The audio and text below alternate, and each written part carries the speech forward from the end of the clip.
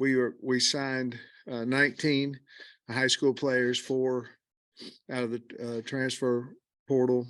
Early signings, we had 13 on defense, 10 on offense, 6 defensive backs, 4 D linemen, 4 offensive linemen, 3 linebackers, 2 quarterbacks, 2 wide receivers, a running back, and a tight end.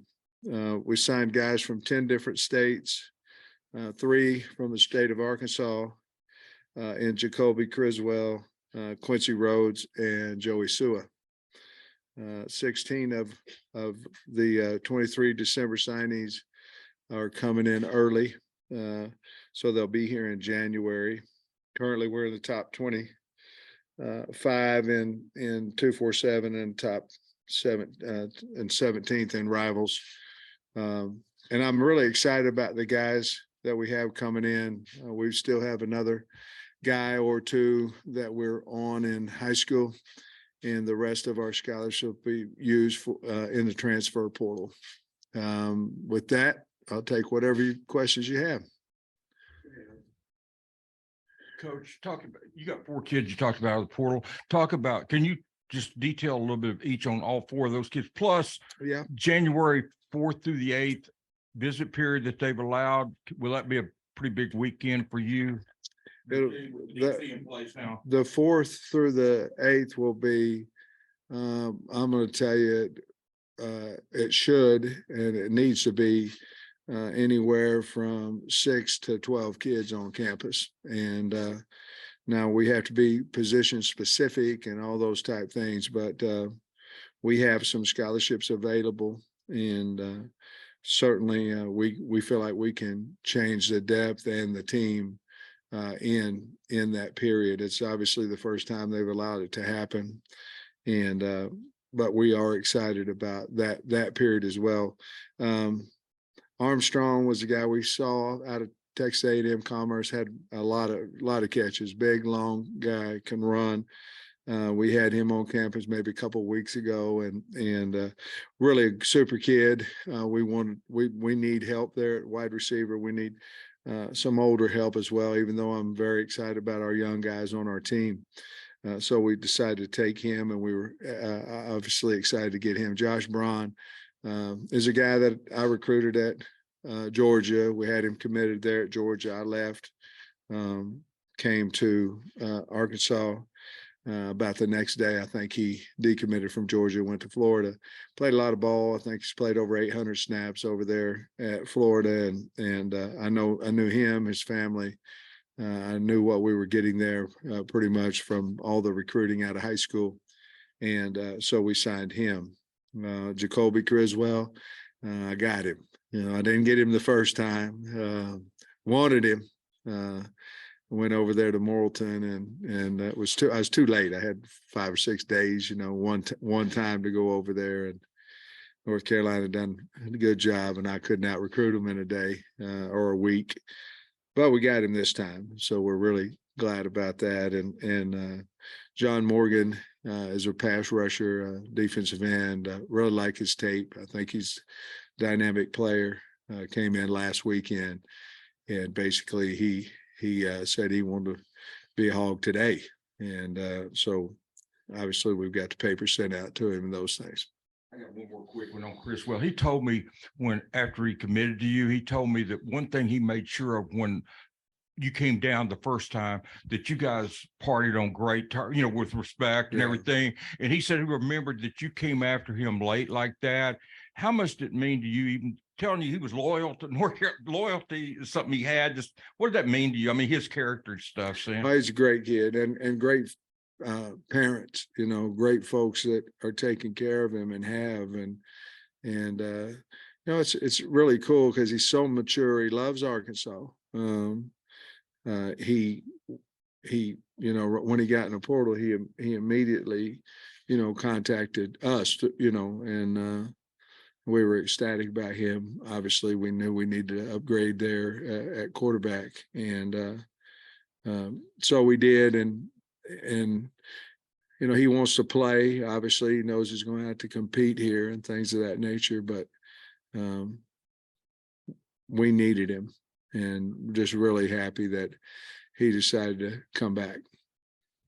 Which I wanted to ask you about your other quarterback signee, Malachi Singleton, kind of been described as a running back in a quarterback's body, or excuse me, a quarterback in a running back's body, other way around. What can you tell us about him? And you guys obviously had him committed for a long time. Yeah, I really liked him. You know, we had it down to about 3 quarterbacks, and I liked him. I thought he fit us well. I think he was the best running back they had on their team, and when he took the ball, but it was about toughness. He went out to some camp and finished in the top 10 or somewhere around there as a quarterback, can throw it. But I just liked him because of his competitiveness and his toughness.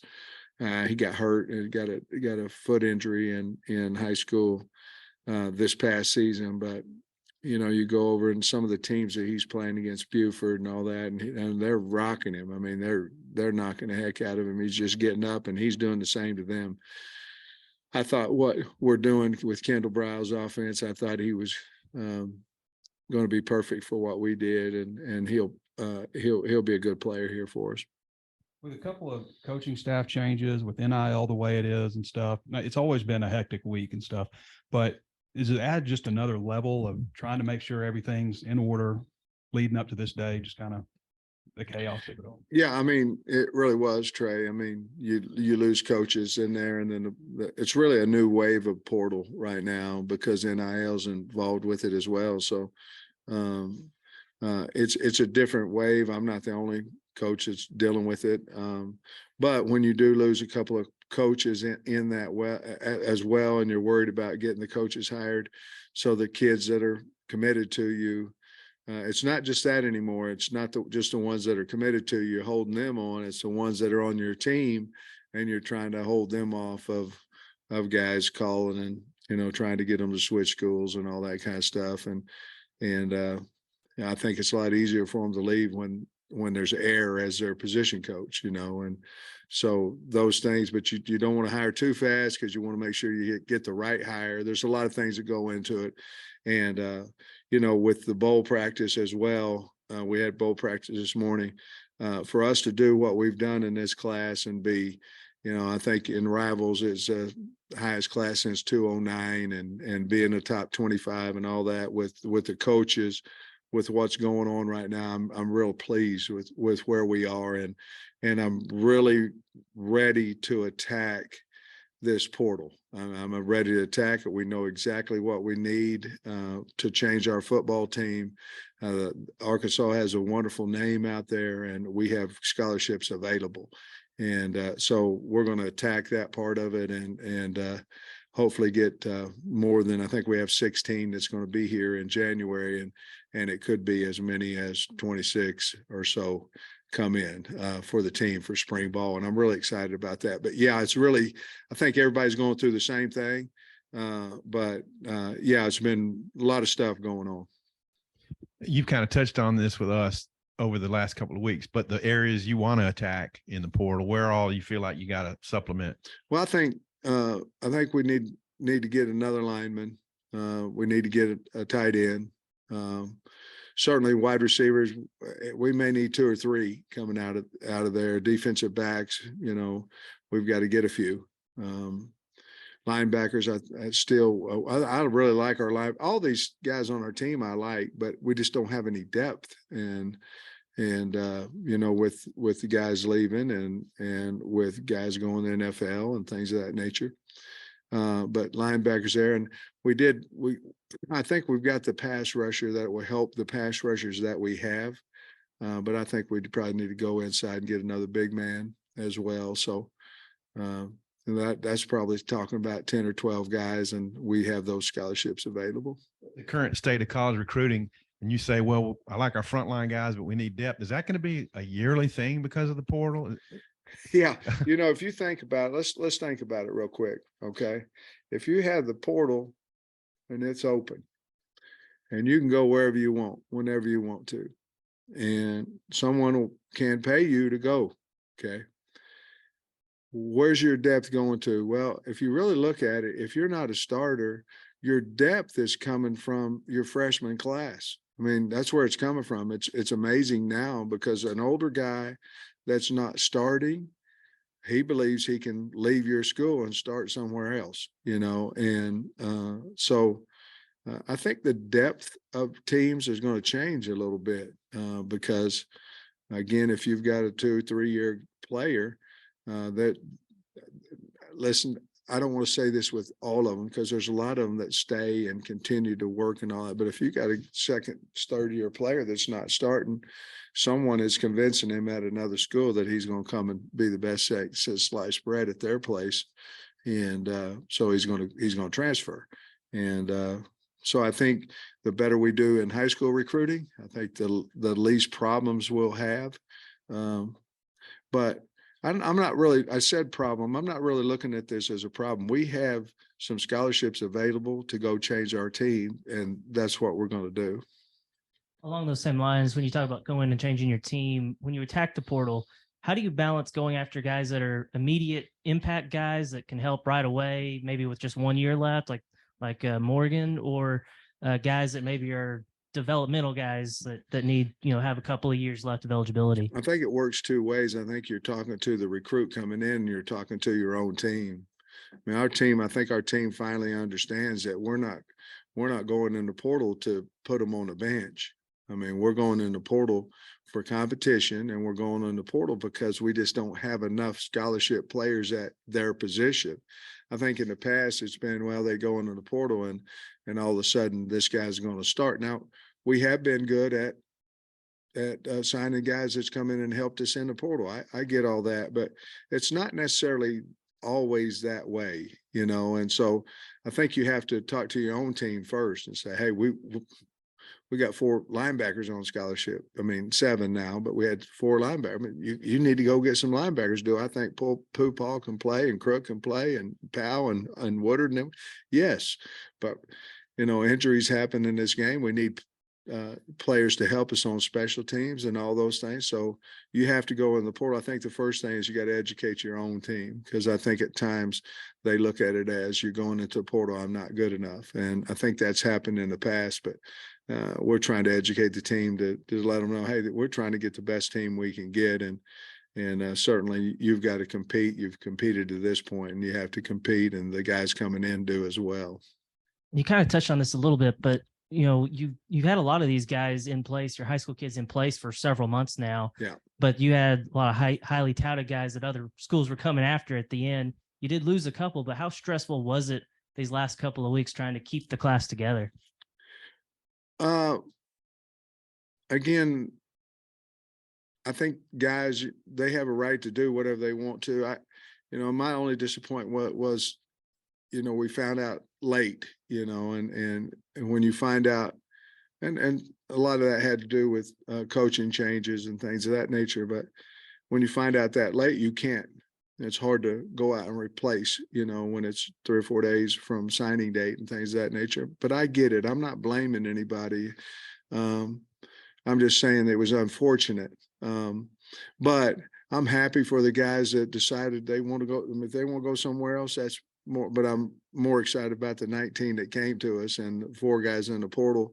And I wish the guys that, decided to go somewhere else the best and all that kind of stuff. But I'm awful happy with the ones that decided to come and stay with us. And, the Has brothers was a big thing, that Luke and those guys stayed with us. And there was the best teams in the country coming after them, and they decided, and I want to thank their parents. I mean, their parents had a lot to do with that. They held it together. We lost Dow, and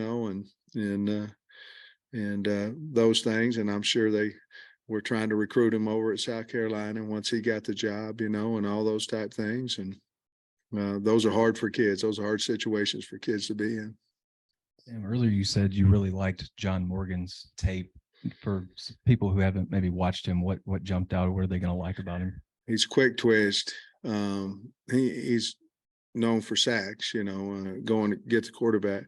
But the thing I like about him is that he plays extremely hard all the time. If you put on his tape, he plays hard. But he's had a lot of production in his career. Decided for whatever reason to leave Pittsburgh, and And I know they've got a fine program out because I know their coach, you know, and I know he's a heck of a football coach, and I know they do it right. So it wasn't because of anything negative. Yeah, he maybe wanted a different, like some of our guys that went in the portal, they want a new fresh start or something of that nature. But I really liked him because he plays extremely hard. I think he can get after the quarterback. I think you signed 3 guys from Georgia. I think I counted that right. And you have a lot of guys from Georgia. Obviously, you have ties to Georgia, and you have guys on your staff. What do you think of those Georgia kids? And is that something going to be an annual thing, probably where you're getting 2, 3 guys out of Georgia? We do want to continue to go into the state of Georgia. A lot of players in there. I'm looking right quick. I'm sorry. Obviously, Ian, big nose guard over there. He ended up, you know, when you go in here and you take pictures, you know, and you dress up and all that kind of stuff. He did a handstand and walked around out here on his hands at about 370. And I go, okay, I don't know if he's going to cost me 2 scholarships, but I want him. You know, I mean, a big man that was just moving around. I don't know what he was doing, but that was really exciting. RJ Johnson is over from Eagles Landing. Great parents, and Eagles Landing is one of the premier private schools, you know, over there in the Atlanta area. And then Malachi, you know, Singleton, obviously. And so, yeah, we have made a conscious effort into Georgia. I will tell you this, getting Travis Williams, we're going to make a little bit more of an effort into Florida as well, since he, you know, was at UCF and knows a little bit more about that region than a lot of our coaches do. We will never leave Georgia because it's been good to us, but we may expand a little bit more into Florida. Coach on Morgan, he told me when he left here he was going to sign after or commit after the national championship game. Did Travis play? And I know Deke did a pretty good job, or did a good job on him. Did Travis Williams play a role in that too? Kind of what happened to he moved it up 2 or 3 weeks. Kind of what happened there? Well, yeah, that's it. You're exactly right. Not always are y'all right, by the way, but you're right on that one. And you know, I'm teasing, not really, but kind of.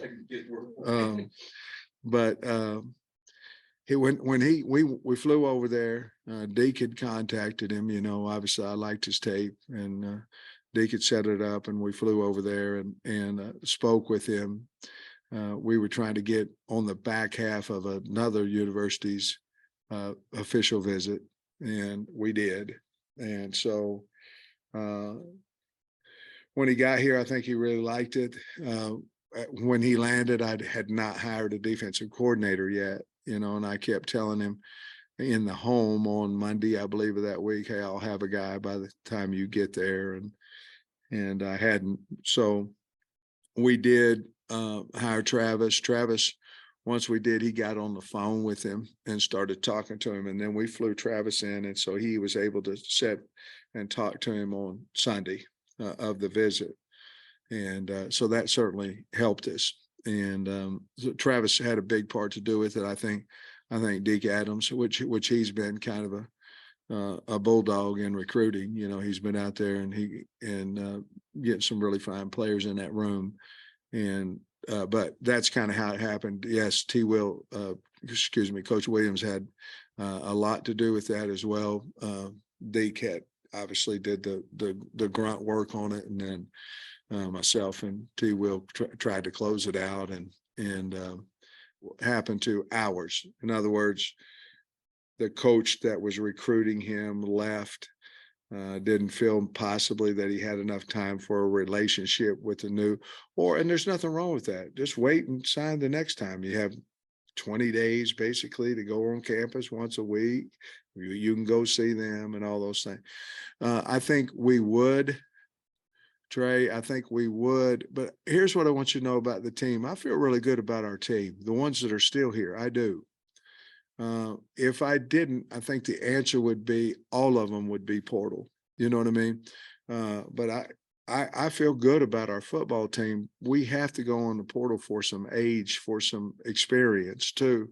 But if I was saying positions, you know, we may sign a younger, a secondary guy, because we have several scholarships that feel like we're committing back there.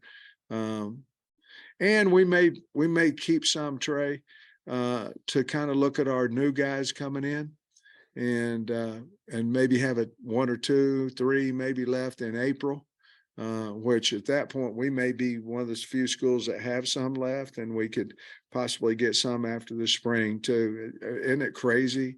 You're talking about signing, you're talking about recruiting in January. We just had a signing date. You have another signing date in February. The portal closes the 18th. The portal opens April 15th, closes back May the 1st. And you have June visits, and then you go again, and bam, here comes the portal, opens up again. And so you better have some scholarships. Now, you don't want to be holding the bag, you don't want to be sitting there with holding 3 scholarships. And, but I do think we need to maybe save 1 or 2 for April, after April 15th. So we saw with Eric Gregory, the arthroscopic and coming back. How do you feel about him? And that funnels into, you said that you want him back. How many spots might you leave open for super seniors, Eric Gregory's and those kinds of guys? Well, Eric, we anticipated him being a little bit better. I mean, it's been 23 days. So for a scope. So we were anticipating him, to be healthy. Now he's close, and I think he'll be healthy for the bowl, but he's close. With that said, 1, 2, 3, 4. I don't know. I think we may have 4 super seniors, maybe. I think in that area that I believe will come back. Gonna wait for them to announce their own. Oh, you know how it is. I mean, they'd love to, I guess I'd been the same way if I was a kid, you can't anymore. You can't decommit from a school and just sign, you got to decommit and say, I'm decommitting, and then sign the next day. And there's just a lot of different things that go on right now that a lot of things going on. Of the 19 high school kids you signed today, I'm curious if there's maybe one side of the ball or one position group in particular you think might be able to have a chance to make an immediate impact, earlier. I like our DBs. I like them. I like those guys. I like Braxton and Metcalf and those guys, Johnson, and I like that group. I missed one. I missed 2. Has and Ford. I like that group. 6. I think we signed a good back end group, and obviously Luke would be a guy that we hope can come in and help us. Physically, he's ready to do that. He's strong, comes from Bigsby. I mean, Dylan's the same way, Dylan was hurt a little bit, and so he got to get back his weight, but I think he'll help us, especially special teams early. He can really run. I think the secondary, I think that's probably the most intriguing. We signed some good looking linebackers as well. And then of course I'm high on Quincy and James and Big Ian and all these guys on the defensive front. I'm sure I missed somebody, but they're already signed. I guess they get mad at me, but they've already signed right now. And then wide receiver wise, Dozier he's a great athlete. He's going to have to come in and help us, and of course Isaiah was Under Armour All-American, at running back. And so there'll be some guys, but I don't know. I'm excited about the class. I'll tell you that. And especially, the ones that we have an opportunity, 16 of them that we have an opportunity to go to spring ball with. I think we'll really know more about our team at that point. And earlier you said you might add another offensive lineman from the portal. I guess Braun is more of an offensive guard. Are you looking at maybe a tackle, or does it just kind of matter best available? I think, to be honest with you, best available is probably the coach answer that I should give you. The honest answer is I think we need another guy that can snap the football, sort of like the NFL, where they'll keep, 8 guys, but if you play guard, you better be able to play center. I don't know that that would be Braun's forte, you know, it might be, but I never thought of him in that aspect when I recruited him.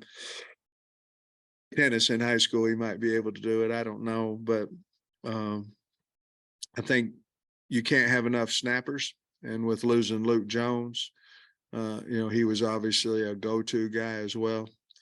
So we may look at somebody that can play center guard combination.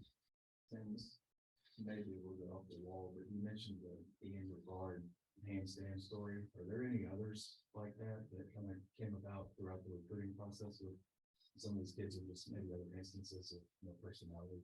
Man, I can't remember. I mean, the recruiting staff put a new jukebox, or it was really kind of a boom box in there for pitchers. I kind of thought that was a neat idea. The kids liked it. But recruiting stories, I don't know right off the top of my head, you know. I'll think about it. Now ask me again next week or something. What was your reaction? It was unbelievable. I'm like, what? I mean, he just did it. And he started walking, you know, or handing, or whatever you call it.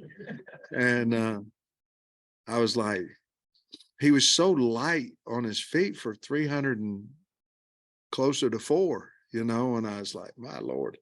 But I'm really, really excited about him because we don't have anybody like him. You know, we don't have a great big guy like that, you know, like Georgia had, you know, before, where you just can't move the guy. And so, no, let me think about it. And I'm so sorry I can't answer the question. Recruiting in-home visits, not a good time to be on a diet. Lord. Do you have any interesting meal stories? Anything interesting that you ate, or Well, we having went, to eat a whole bunch at a time? we went 5 home visits in a row one day, and 5 of them had food. Well, you know, I like to eat, shocker. And I mean, 5 of them in a row now, that's a beast. After number 3, you know, you loosen a belt loop, you know what I mean? And then you still got 2 more to go. And everybody was so kind and so happy. You know, we did the 23 visits in a 5.5 day. That's a lot of homes, a lot of eating, a lot of caring, a lot of great people. But I think we did it the right way too, Trey, going, you know, trying to get the 23 home visits. We held on to most all of them, and then go in the portal for the other weeks. The plan was to go in all high schools, but it's impossible to keep that plan with the portal as it is open, because the kids aren't going to just commit to you at their house. They have to come and see the university. Sometimes those are on Monday, sometimes Tuesday, Wednesday. And so I think we'll do it again that same way. But yeah, there was a lot of eating, and especially that first week, a lot of fun, a lot of going into school, a lot of travel.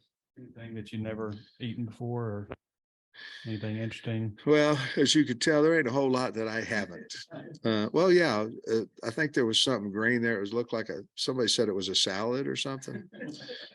I did try that. That was probably my first time, but no, I can't remember. You know, last year, you know, went up and had crab legs and all that kind of stuff up in Wisconsin, you know, with Stein's folks. And it was, I mean, I don't know what it was, but it was incredible, whatever it was. But the people our family that we went in to see, they were incredibly nice. And, you know, it's important you go into their home. It's important.